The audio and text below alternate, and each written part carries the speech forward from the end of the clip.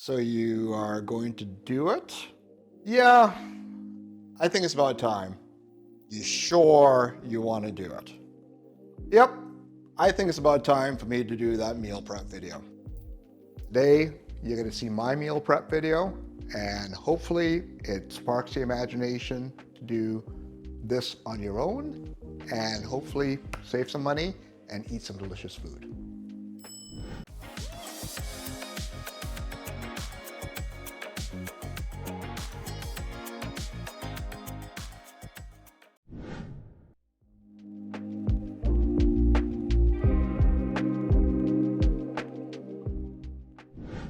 Greetings, everybody. I'm Brian Singh from Brian's Table, and today it's going to be a meal prep video.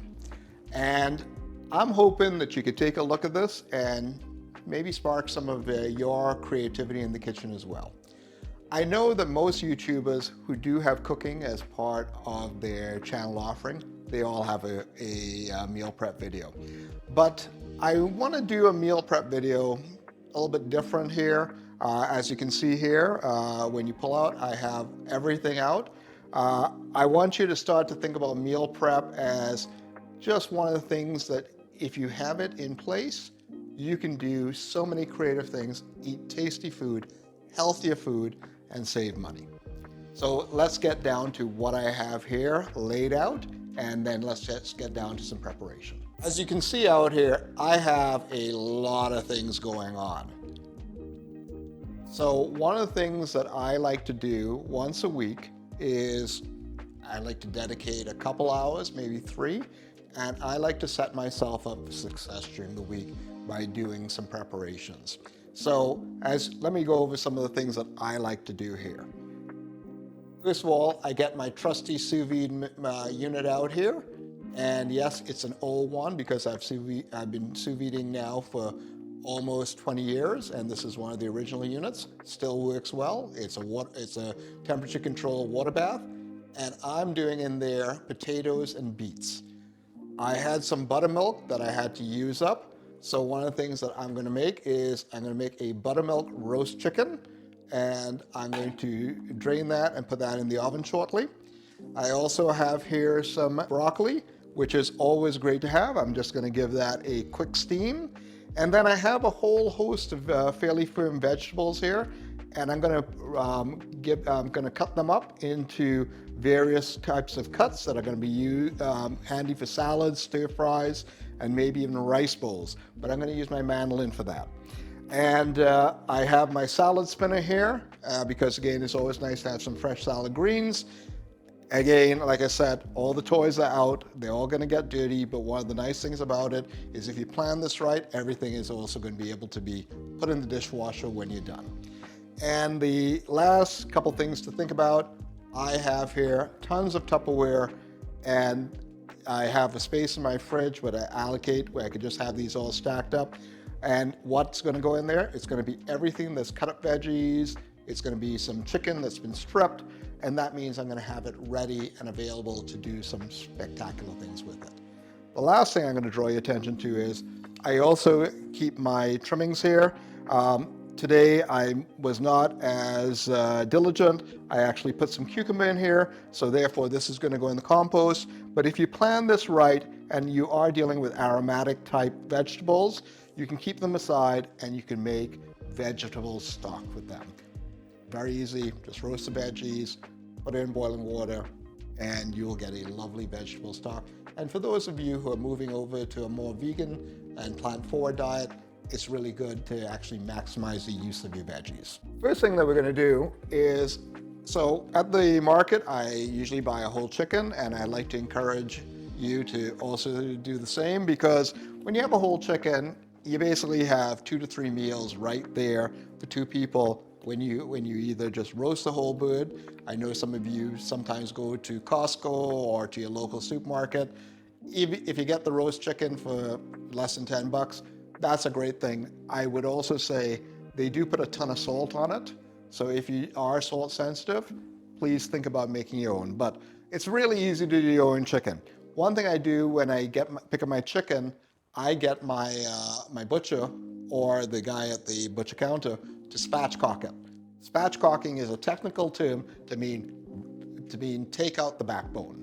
So I take out the backbone, I keep it for stock, and I'm going to use it most probably later on this week in a stock because I'm going to keep the bones from this chicken, because this chicken is going to give some, with what's left over after I strip it, it's going to have some lovely flavor there to give, and it'll be nice if I make a chicken noodle soup or some sort of other soup to actually have that stock available.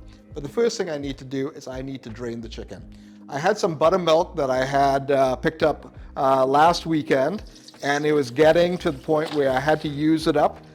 And so I decided to make a buttermilk brine. So I do a 2-to-1 ratio of salt to sugar.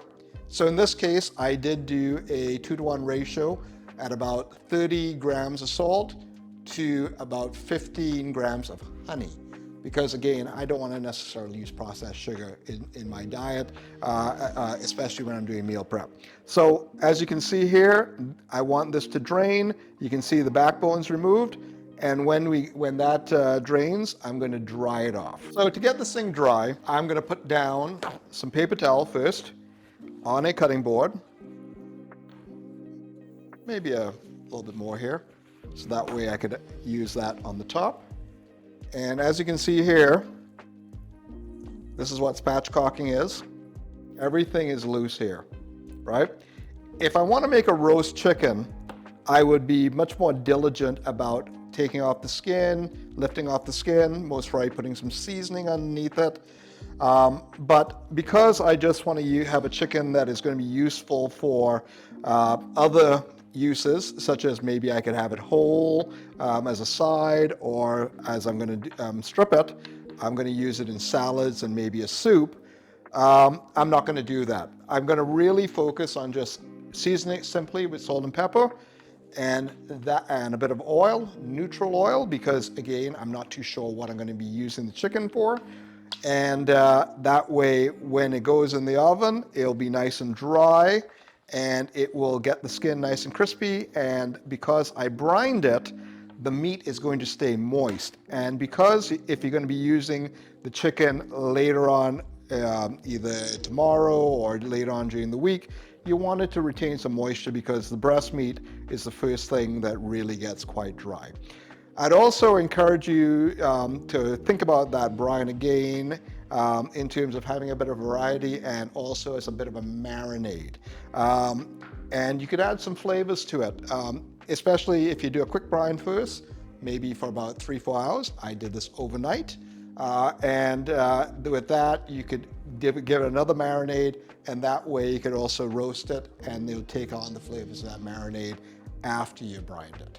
So let's now get this to get it salted and peppered with a bit of oil, and take it to the stove. One thing I can't emphasize enough when you're dealing with raw chicken is you need to wash your hands regularly. And forgive me for the sound of the water running here, but after every time I deal with raw chicken, I wash my hands once. Whatever I've been dealing with the raw chicken, I give it a rinse down, and I give it a shake, and this goes immediately in the dishwasher. Because again, you don't want to risk any of the pathogens coming off of the raw meat. Chicken is particularly problematic, especially because of the way that they get raised in North America. But if you buy a good organic chicken or from a good reputable producer, you reduce the risk. All right, I have our chicken here. I'm just going to leave it here by the stove. And I got a half sheet, very handy thing. I have a piece of parchment paper on it, and I'm going to move the chicken over to it. I'm just going to let it slide down, because again, I don't want to touch it at this point. I know it's kind of messy at that point, but when you see what I want to do next, it'll make sense. I do want to give it a coating of oil.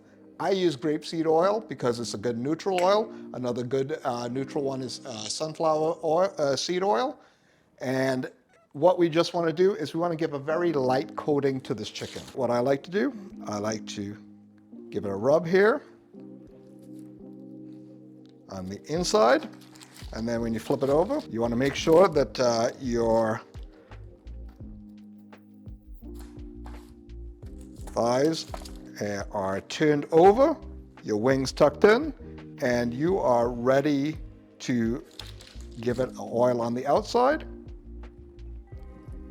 Make sure you got a nice evenly coating. And the most important reason why we want to do this is because we're going to just use salt and pepper on this. Again, as I said, we're not too sure where this is going to end up, so the simpler the seasoning, the better. For the salt and pepper, I like to keep a bit of pepper and kosher salt together.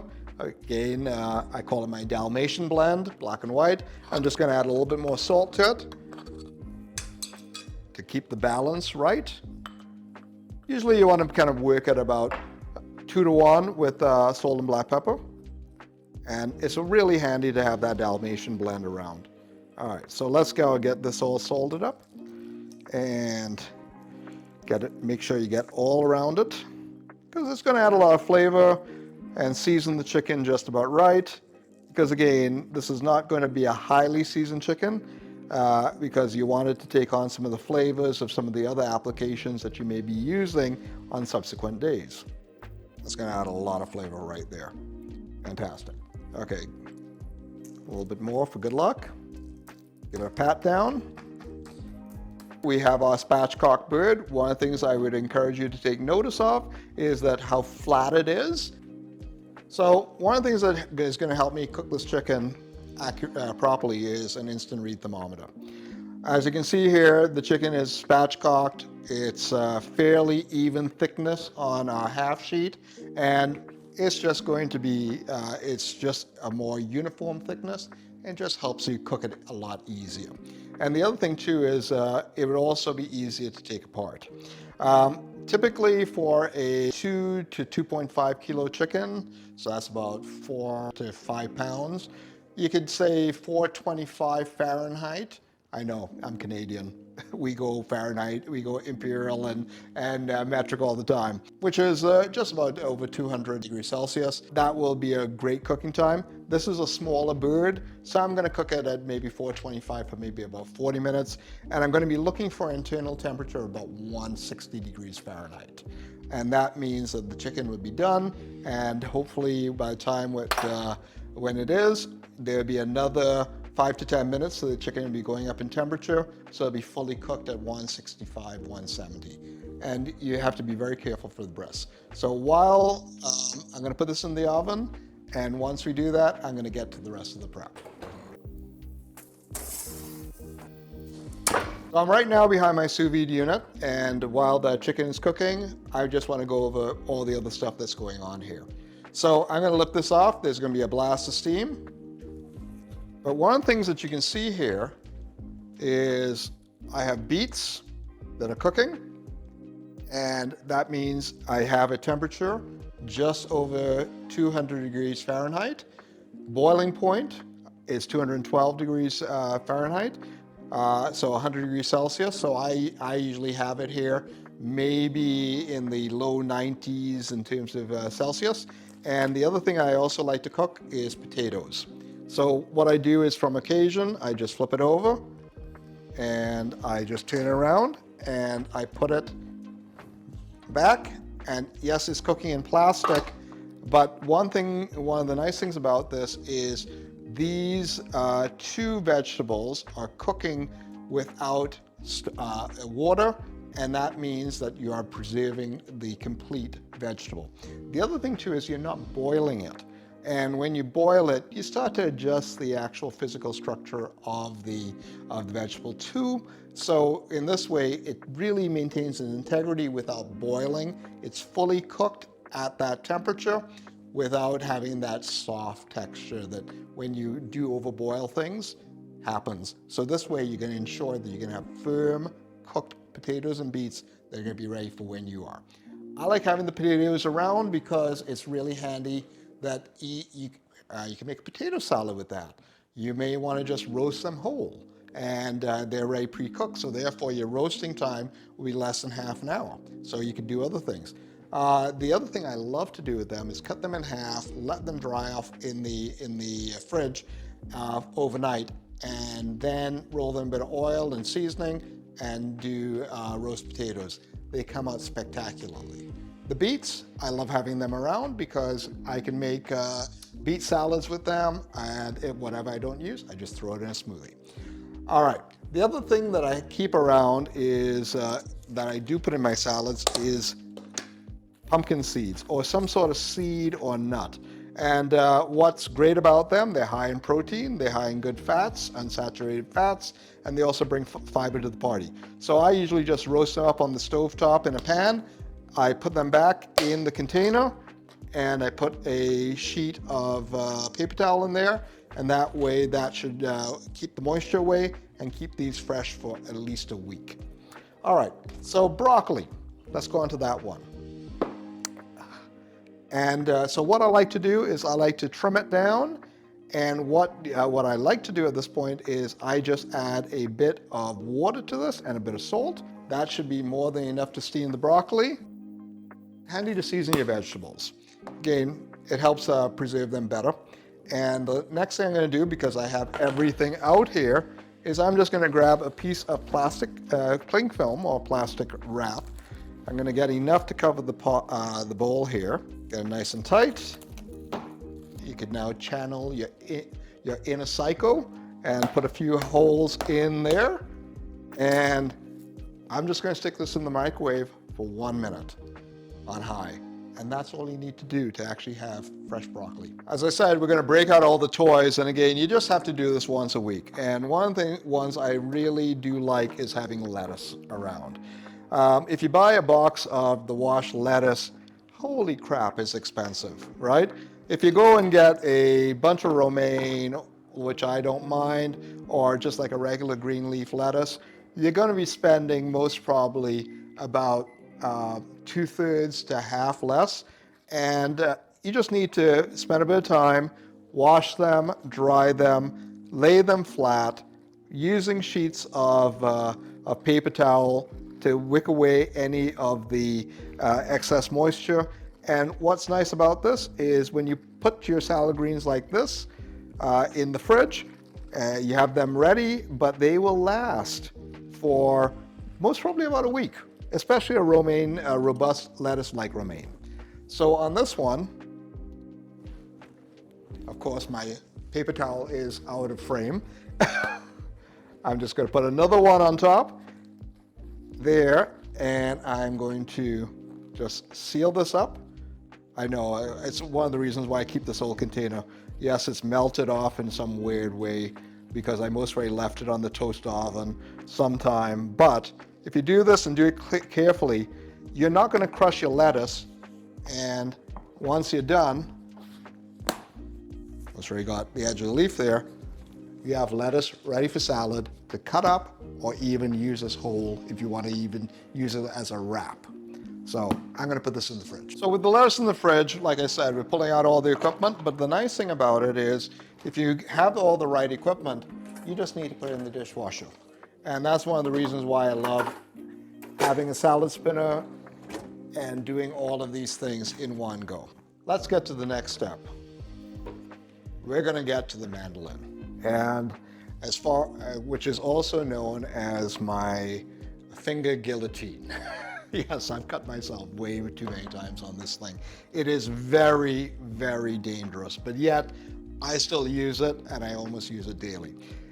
It's a slicer, and it's got a guide here to give you a different height in slicing, but it also has a major blade here, which is very, very sharp. When you get these, you also get these guides, which you could slot in. They come in a large, fine, and most of the times, this is the one I use the most, the medium. I'm going to put the medium one in the guide here, and I'm going to just lock that in place.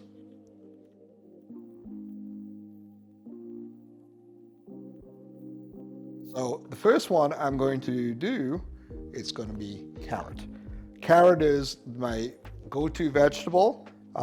It goes in a lot of things. It's a lovely root vegetable, and It adds flavor to soups, good in stews. And when you slice like this, it's excellent in salads. And if you like coleslaw, this is the way to do it.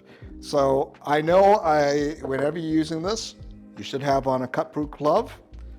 And yes, I do use my cut-proof glove on occasion, but I will use it here. But often I don't, but I'll do the responsible thing here.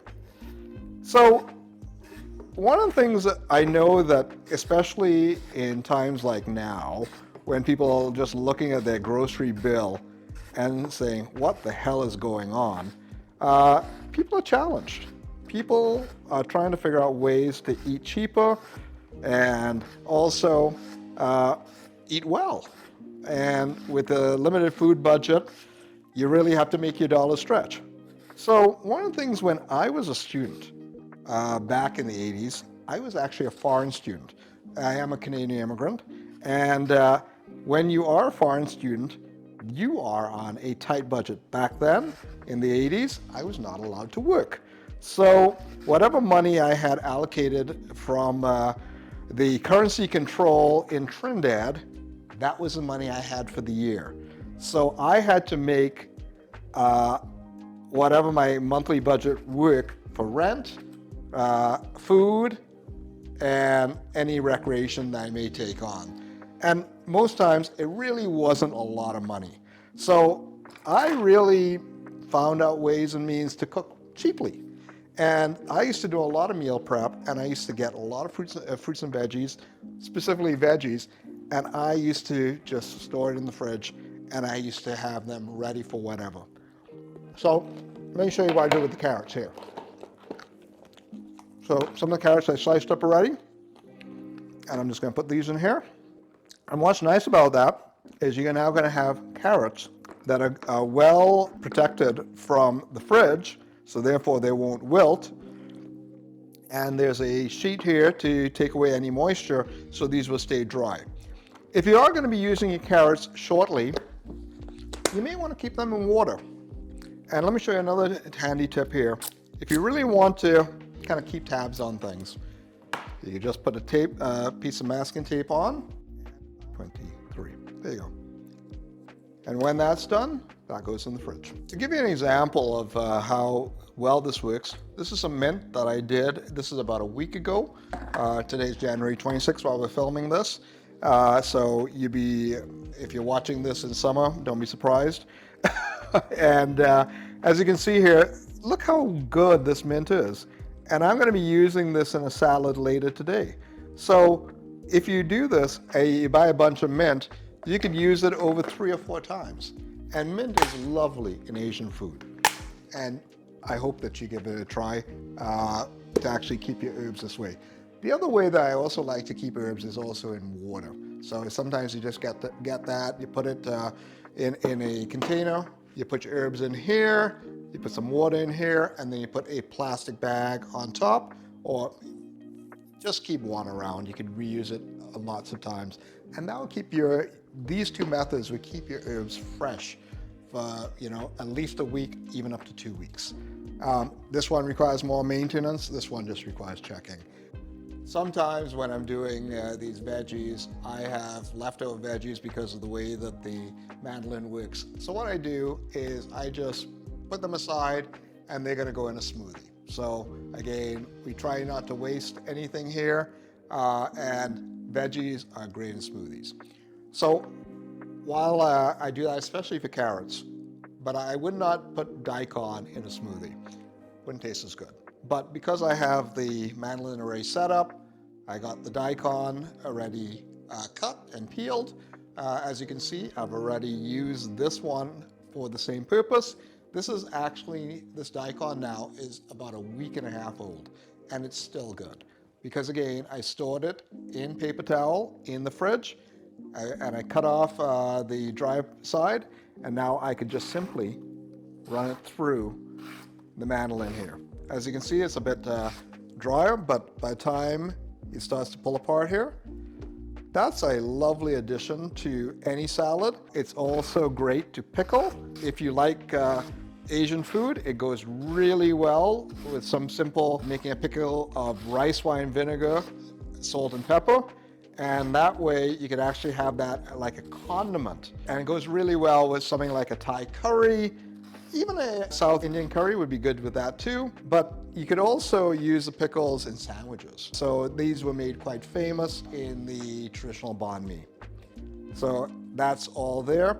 Because these have a higher water content, I most probably put a piece of paper towel at the bottom and the top. Let me show you how. So that's done there. I could go closer, but that's okay.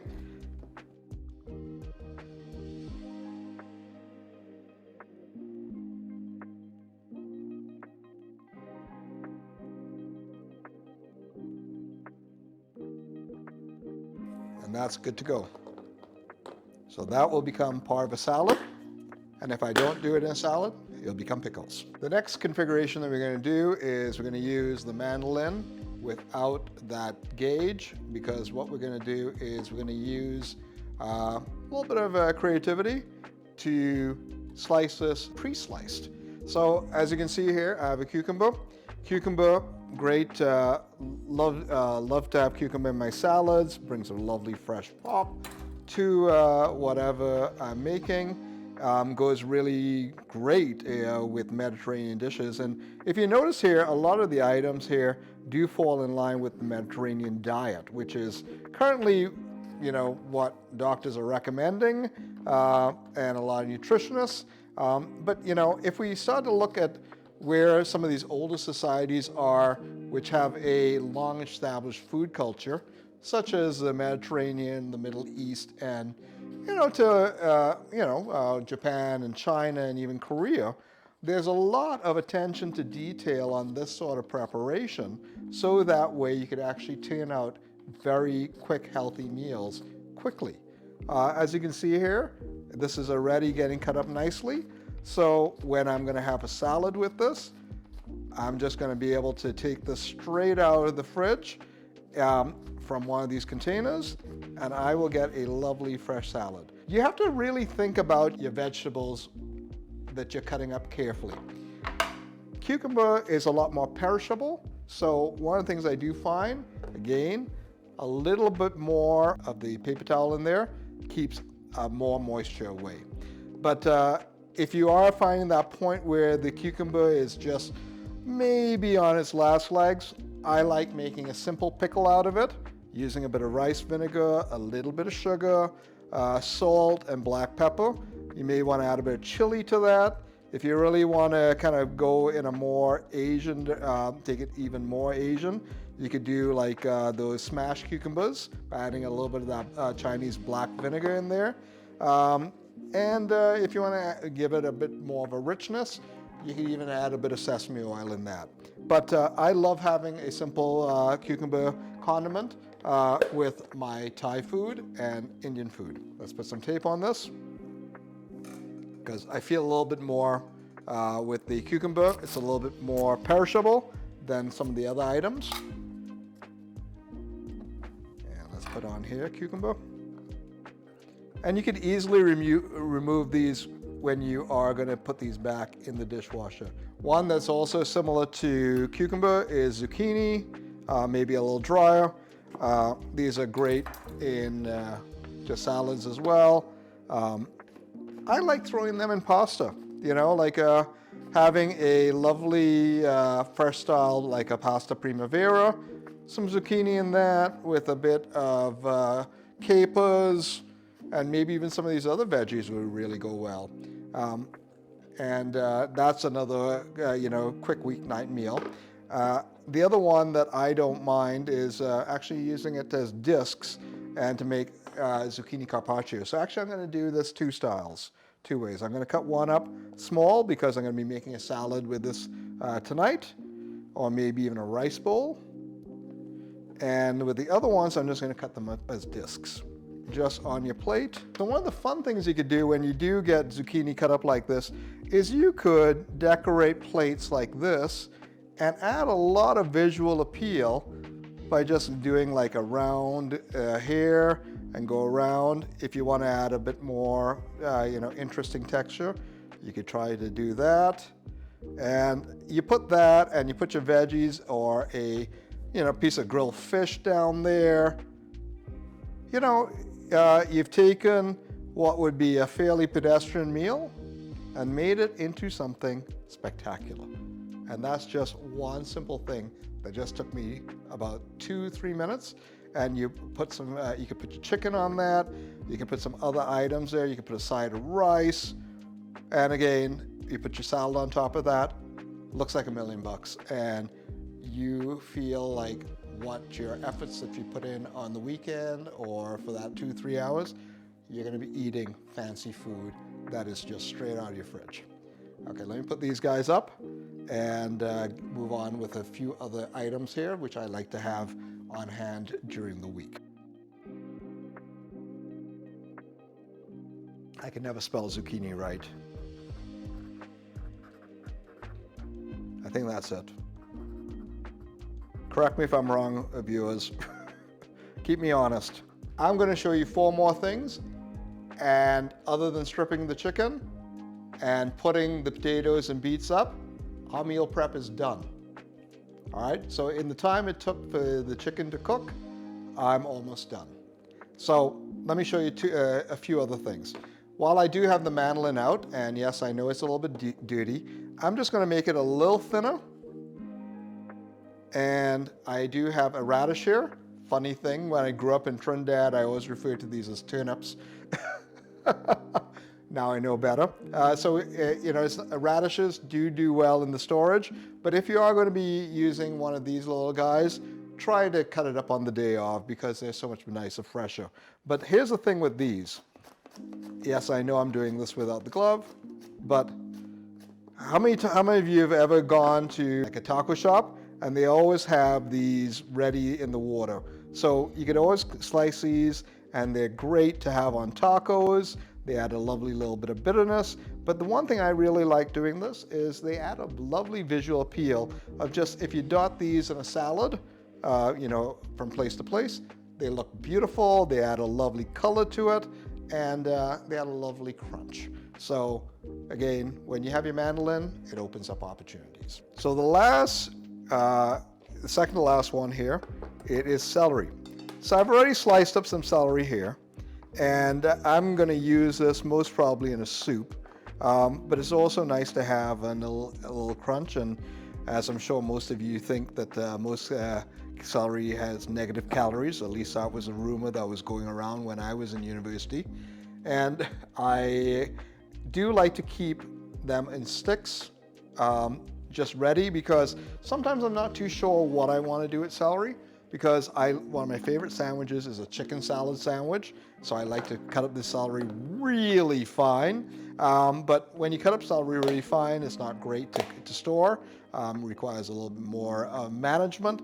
And but with this way, I have celery ready to do anything I want to do, while at the same point I have some cut up ready to go into a stir fry or soup. Again, celery is one of my favorite items in my street noodles.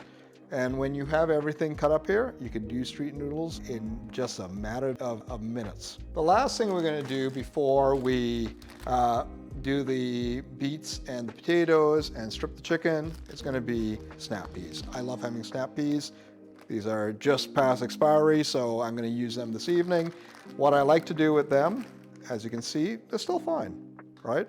They most probably got a little more of the bean in there. But one of the things I like to do with them, once I rinse them and just put them up, I'm going to use my trusty yogurt container. Always try to extend the use of any of these reusable containers, is that when I get one of these, I like to either cut them lengthwise, like this way, like that way, or just slightly on a bias this way, or even that way. Depending on the use, like one of the things I do find that if I'm going to be doing a stir fry, going lengthwise is great. If I'm going to be adding it to a salad, I just want to be able to add a little crunch, diagonal or really on the short, on the horizontal would be just as good. But again, once they are washed, you just have a couple days with them.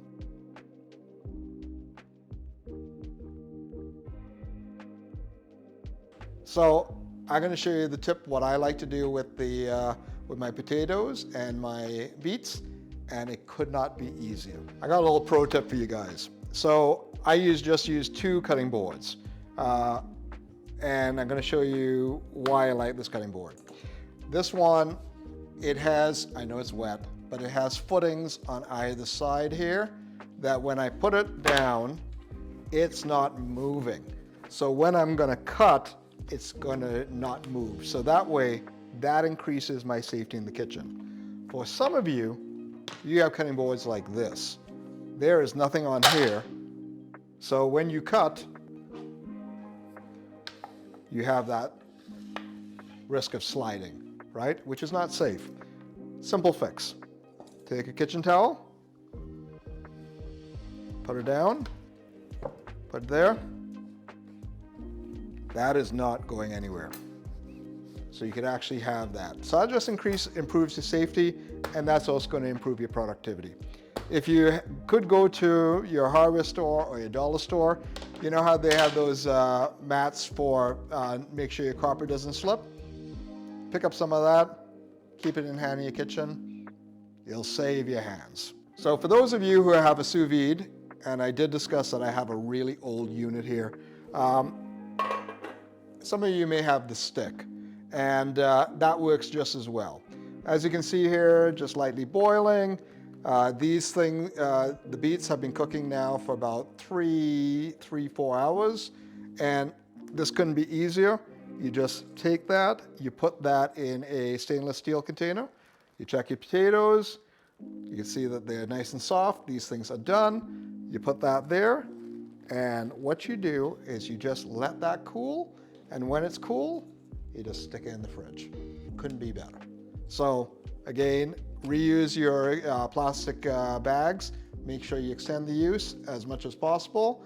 So therefore that doesn't, its use is not in vain in terms of when it enters the waste stream, and we are able to maximize the use of plastic.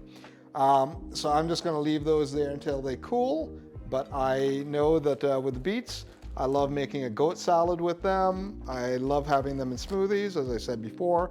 And the potatoes, I think those may be turning into maybe a bit of a salad niçoise, especially with the beans I have. And I do have some packed tuna. That'd be a lovely salad during the middle of the week. All right, let's get to the stripping of the chicken. So while I was wrapping up the last of the prep, I took the chicken out of the oven and I took the temperature. I took it out at when it was 160. The legs were closer to about 170. That's okay, as long as the breast was at that temperature. As you can see here, nicely charred. It came out very crispy, and that is cooked all the way through. So one of the first things you're gonna do when you get this is you want to make sure you capture all of the nice juices of that chicken. So again, that's going to preserve some flavor in there, going to keep the chicken moist when it's when it's being stored in the fridge. All right. Next thing you're going to do, and to actually reduce the fat of the on the chicken, is you're going to take the skin off. And one of the things that I like to do, I do like to keep the skin, because the skin is an occasional treat. And this comes off very easy, is that you could put this between 2 sheets of parchment paper, stick it in the oven, and you could get lovely chicken skin that you could crumple up and you could put on top of stir fries. You could I've seen a guy on Instagram make butter out of it. So chicken skin butter, think about that. That sounds just amazing. Yeah. It also maybe comes with a side of Crestor. But look, one of the things that when we are eating like this, we actually are using less salt, we're using less oil, we're using less sugar. These are things that you find in all the foods when you eat out.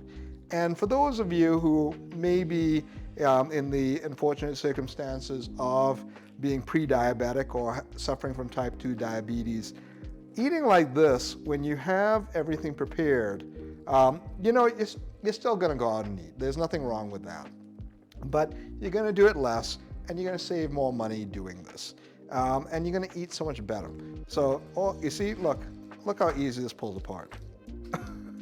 When you have it spatchcocked, there you go. So one of the things that if you do want to have keep chicken breast in its integrity as much as possible, I would put a whole chicken breast in here, and that way you know that you have that one in the bag. All right, I do like to strip off the, let's take off that excess fat there. And with these, you just have to break apart. As you can see, look how juicy and moist this is. It's not dry. And as you're gonna get this off, you just stick it into your storage container and you'd have a whole strip chicken ready for your disposal. Okay, I think my video editor is gonna speed this up at this point.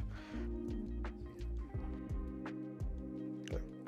All right, we're getting down to the last of the chicken here.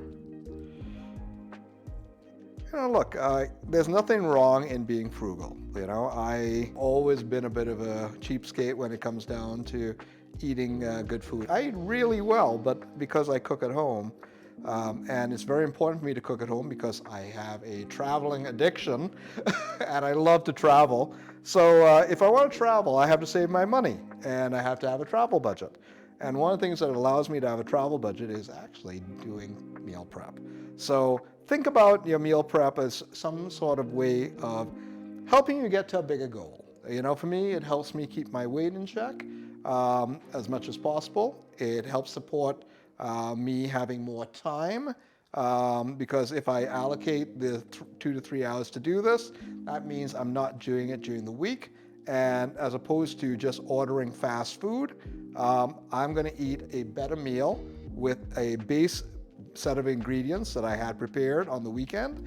And the nice thing about this is that you're able to establish a rotation strategy where whatever you finished up using, you could actually add something new to this. Like for instance, I like adding grapes to salads.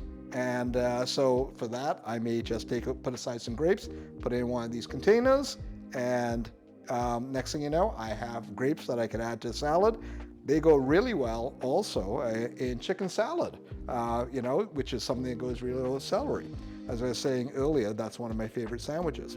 Anyhow, so this is the last of the chicken here. I'm just going to strip that just maybe a little bit more, but it is wonderful. It's juicy and it is very soft. And Wendell, cameraman, and how does it taste? Terrific. There you go. What do I do with the rest? Well, with the chicken skin, I'm going to most probably put that aside and I'm going to crisp up. But with these, I'm going to put these in a plastic bag. I'm going to put this in the fridge and I'm going to make stock with this later. Well, there you have it. Our meal prep, it's done. So if with a little bit of planning and making sure that when you get back from the grocery, you put your chicken to brine, this all took about 2 hours, and we are done for the week. And I'm going to tell you, the nice thing about this strategy, as I said, if whatever you use up, you can always replace during the week, and it's going to take you about 10 minutes. So let's see what we have here. We have our roast chicken.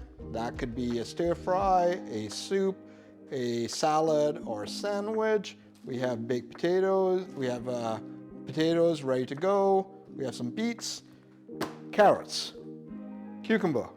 We also have daikon radish, which is going to most probably turn into pickles. Zucchini. We also have here celery, which I'm hoping to put in some soup. Snap peas ready to be cut up. We have some green peppers and lettuce at the bottom. This is basically money in the bank for you. You could get home during the work week. You could turn this around to some lovely meals. But also, if you want to do some basic prep and do like a salad in a jar or maybe a soup in a jar, and you can carry that to work, you can do that too. So anyhow, please stay for the subsequent videos on this. I have what I'm going to do with this as a subject matter, so stay tuned or just keep watching if you have that set up as per the YouTube algorithm. And I hope that you take away some ideas that you may be able to implement for yourself. And I hope that you enjoy what you saw today. And if you like what you're seeing, please subscribe. Thanks again for watching. And I'm hoping that just using a little strategy like this, you go out there and you could also taste the world.